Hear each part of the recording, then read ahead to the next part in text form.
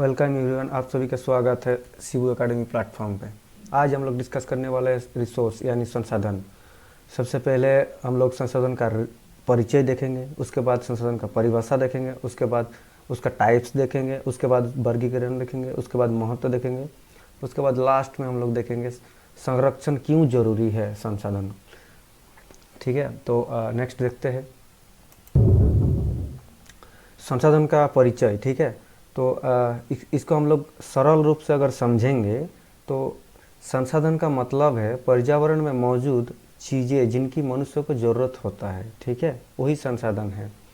संसाधन यानी रिसोर्स एक ऐसा स्रोत है जिसका उपयोग मनुष्य अपने इच्छाओं और की पूर्ति के लिए करता है। ठीक है, बिल्कुल सही तरीके से आप लोग समझ रहे हो ना। हमारे पर्यावरण में उपलब्ध हर वो वस्तु संसाधन कहलाती है। ठीक है, ये हम लोग परिचय देखा उसका।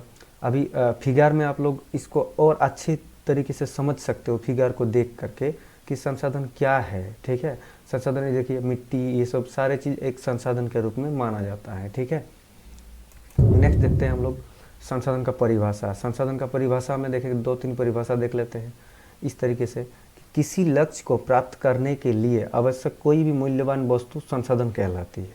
ठीक है, ओके।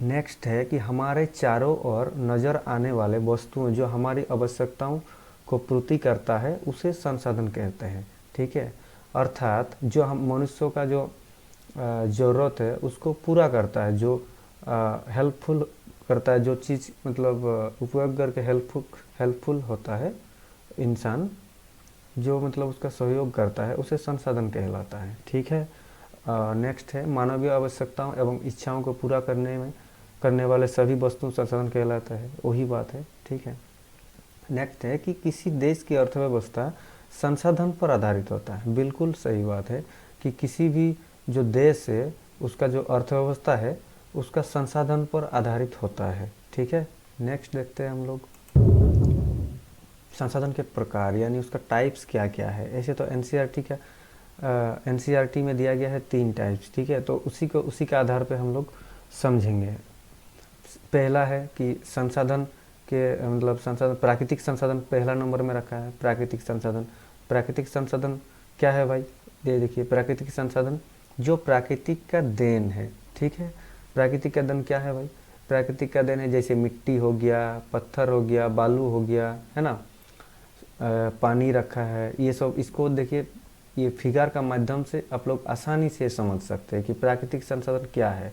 अभी आप लोग आसान तरीके से आप लोग बता सकते हो कि प्राकृतिक संसाधन क्या है। ठीक है, 2 नंबर में रखा है मानव निर्मित संसाधन यानी मैन माइंड रिसोर्स, यानी जो मानव ने निर्माण किया है उसे मानव निर्मित संसाधन कहते हैं। ठीक है, ये यहाँ पे फिगर देखिए, आप लोग फिगर देखने से अच्छी तरीके से समझ में आएगा। जैसे घर हो गया, बस हो गया, ये क्या है, ये मानव ने निर्माण किया है, तो ये किसका अंतर्गत आएगा, मानव निर्मित संसाधन के अंतर्गत आएगा।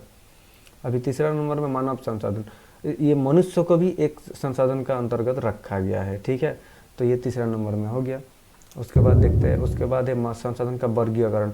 संसाधन को विभिन्न आधार पे वर्गीकृत किया जा सकता है। कैसे भाई, पहला नंबर में उत्पत्ति के आधार पर किया जा सकता है, उपयोगिता के आधार पर किया जाता है ना, स्वामित्व के आधार पर किया जा सकता है, विकास के स्तर के आधार पर किया जा सकता है। तो पहला नंबर है मतलब उत्पत्ति के आधार पे। उत्पत्ति के आधार पे कैसे, जैसे जैव संसाधन और अजैव संसाधन। ठीक है, इसको विस्तार से नेक्स्ट स्लाइड में हम लोग देखेंगे। उपयोगिता के आधार पर नवीकरणीय संसाधन और अनवीकरणीय संसाधन, इसको भी नेक्स्ट स्लाइड में हम लोग अच्छे से समझेंगे, है ना। तो ये इसको रखा है व्यक्तित्व संसाधन, सामुदायिक संसाधन, राष्ट्रीय संसाधन, है ना। ठीक है, और अंतर्राष्ट्रीय संसाधन भी इसी का अंतर्गत आता है। अभी विकास के स्तर के आधार पे कैसे है, विकास के स्तर के आधार पे संभावी संसाधन, विकसित संसाधन, भंडारण संसाधन और संचित कोष संसाधन। ठीक है, इसका हम लोग विस्तार से समझते हैं। देखिए जैव संसाधन और अजैव संसाधन। जैव संसाधन का अंतर्गत इन संसाधन की प्राप्ति जीव मंडल से होता है और इनमें जीवन व्यक्त होता है। उदाहरण के लिए मनुष्य, वनस्पति, मछली को रखा है, मछली जीवन और पशु आदि, मतलब जो जीवित प्राणी है उसको जैव संसाधन के अंतर्गत रखा गया है। और अजैव संसाधन के अंतर्गत किसको रखा गया है, देखिए मिट्टी, हवा, पानी, धातु, पत्थर, मिट्टी, है ना, चट्टाने, सूरज, यहाँ पे फिगर के माध्यम से आप लोग और अच्छी तरीके से समझ सकते हो देख करके। दोबारा आपको पढ़ने का ज़रूरत नहीं होगा इसको, ठीक है। नेक्स्ट क्या है, नेक्स्ट है उपयोगिता के आधार पर संसाधन। देखिए इसको कैसे रखा गया है, ये इसको दो टाइप्स में डिवाइड किया गया है। जैसे 1 नंबर में नवीकरणीय संसाधन और 2 नंबर में अनवीकरणीय संसाधन। यानी नवीकरणीय संसाधन यानी रिन्यूएबल, जिन्हें फिर से निर्माण किया जा सकता है, जैसे सौर ऊर्जा, पवन ऊर्जा, जल, वन, वन्यजीव। यानी नवीकरणीय संसाधन का अंतर्गत जो चीज़ दोबारा मतलब आप यूज कर सकते हैं उसको नवीकरणीय संसाधन का अंदर रखा गया है। और अनवीकरणीय संसाधन का अंतर्गत यानी नॉन रिन्यूएबल का अंतर्गत रखा गया है ऐसे वस्तुएं जिन्हें उपयोगी के बाद निर्माण नहीं किया जा सकता है, अर्थात जिन्हें बनाने में लाखों करोड़ों वर्ष लगते हैं। यानी अनवीकरण संसाधन वो है जो मतलब एक बार यूज करने के बाद दोबारा यूज नहीं किया जा सकता है, उसको बनने में लाखों करोड़ों वर्ष लगते हैं। जैसे क्या है, जैसे कोयला है ना, देखिए यहाँ पे उदाहरण के लिए दिया गया है कोयला, पेट्रोलियम, है ना, इसको अनवीकरणीय संसाधन के रूप में रखा गया है। ओके, इसको मतलब सुरक्षित रखने के लिए भी सरकार कहा गया है कि इसको कम उपयोग करे, लिमिट में करे, है ना। नेक्स्ट है संसाधन के प्रकार का चार्ट। इसको चार्ट के माध्यम से और अच्छी तरीके से आप लोग समझ सकते हो देख करके, ठीक है। संसाधन का वर्गीकरण किस आधार पे करता है, जैसे मानवीय संसाधन को एक साइड में रखा है और एक साइड में प्राकृतिक संसाधन को।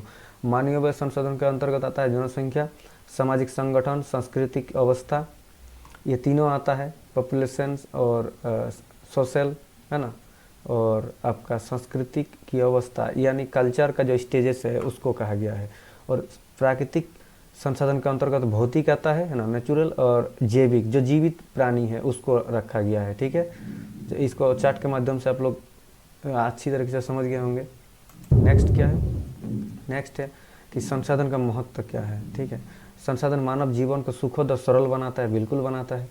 संसाधन के संरक्षण से हमारे आने वाली पीढ़ियाँ उनका इस्तेमाल कर पाएगी, बिल्कुल सही बात है। अगर हम लोग इसको संरक्षण करेंगे, इसका सुरक्षा रखेंगे तो हम लोग का जो आने वाली पीढ़ी है वो इसका यूज कर पाएंगे। और अगर संरक्षण नहीं करेंगे तो आने वाले पीढ़ी में संकट पैदा होगा। क्यों? क्योंकि ये चीज़ ख़त्म होने का सीमित है, सीमित चीज़ें हैं, ख़त्म होने वाली है, तो कैसे मिलेगा फिर। नेक्स्ट दिया गया है संसाधन आर्थिक विकास का एक आधार है, बिल्कुल सही बात है। रिसोर्स एक आर्थिक विकास का आधार है।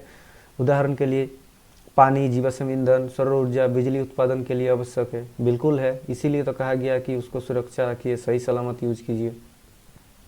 नेक्स्ट है संसाधन मानव अस्तित्व के साथ साथ जीवन गुणवत्ता को भी बनाए रखता है, बिल्कुल बनाए रखता है। नेक्स्ट देखते हैं, नेक्स्ट है संसाधन का संरक्षण क्यों जरूरी है, ठीक है, ये अति आवश्यक है। हम लोग इसको रीड कर लेते हैं एक बार अच्छी तरीके से। संसाधन संरक्षण इसीलिए जरूरी है क्योंकि प्राकृतिक संसाधन में संसाधन सीमित है, ठीक है, सीमित, ये वाला वर्ड देखिए, सीमित, ठीक है, यानी लिमिटेड है, ठीक है, ये लिमिटेड है। अगर इनका संरक्षण ना किया जाए तो ये जल्द ही ख़त्म हो सकता है, ये लिमिट है। अगर इसको हम लोग संरक्षण नहीं करेंगे तो ये जल्दी ख़त्म हो सकते हैं, और ख़त्म होने से नुकसान क्या है कि आने वाली जो पीढ़ी है वो यूज नहीं कर पाएगा, ठीक है, सीधा सीधा बात है। संसाधन के संरक्षण जरूरी इसीलिए भी ज़्यादा है क्योंकि प्राकृतिक में संसाधन सीमित है, वही बात है कि लिमिट संसाधन है, इसीलिए इसका सुरक्षा अति आवश्यक है। नेक्स्ट है कि पुण्य उपयोग करें, यानी दोबारा उपयोग करें, जबकि हम लोग करते नहीं हैं। जैसे एक बार पानी को हम लोग यूज करके फेंक देते हैं, ऐसा नहीं करना चाहिए, उसको दोबारा कुछ ना कुछ काम में यूज कर लेना चाहिए। एक बार इस्तेमाल होने के बाद सामग्री का नष्ट ना करें बल्कि उसका दोबारा इस्तेमाल करें, वही बात है ना, रिसाइकल करें। जैसे कागज़, कांच, प्लास्टिक जैसे सामग्री को दोबारा इस्तेमाल करें, इस चीज़ को हम लोग दोबारा इस्तेमाल कर सकते हैं, ठीक है, इसीलिए इसको कहा गया है। ऊर्जा कुशल प्रौद्योगिकी का इस्तेमाल करें, ठीक है, हाँ सही बात है, इसको करना चाहिए। संसाधन का संरक्षण करने से हम पर्यावरण को बचा सकते हैं, ठीक है।